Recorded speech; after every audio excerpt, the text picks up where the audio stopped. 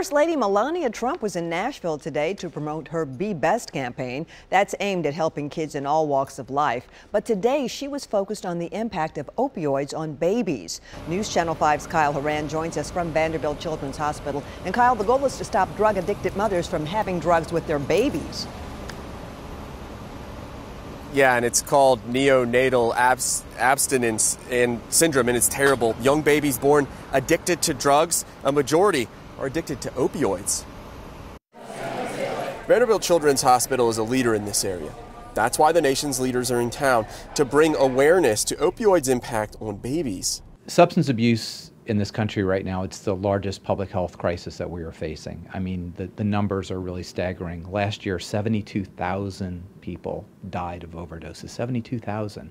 The majority of those were opioids. Here in Tennessee, over 1,800 deaths, over 1,000 children with neonatal abstinence syndrome. So it is a really significant problem, and it's really one of the president's, certainly the secretary's, highest priorities. Admiral Brett Giroir is the Assistant Secretary of Health.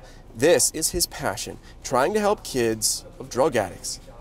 But doing so is a challenge, and the effects on the babies can be dramatic.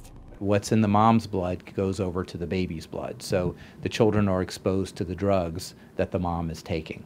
So after the baby is born, those drugs are no longer there. So the child can undergo withdrawal symptoms, and that can be extreme irritability, jitters, could even be seizures. That has both prenatal care as well as medication. He's not alone in his desire to help. The First Lady of the United States also spent time with Vanderbilt experts.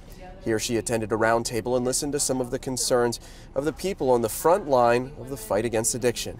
Her passion is to make sure that every child can develop to be their best, and she has a particular interest in neonatal abstinence syndrome, both what we can do better as a federal government, what research we could provide, but also to highlight some of the places that are leaders. And I think she's coming here both to learn, but also to highlight some of the pioneering work that's been done at Vanderbilt Children's Hospital and the area in general. And the First Lady spent just about 90 minutes here today. It was a short trip, but the people here at Vanderbilt hope that it will have a lasting impact. Reporting live in Nashville, Kyle Horan, News Channel 5. Thanks, Kyle.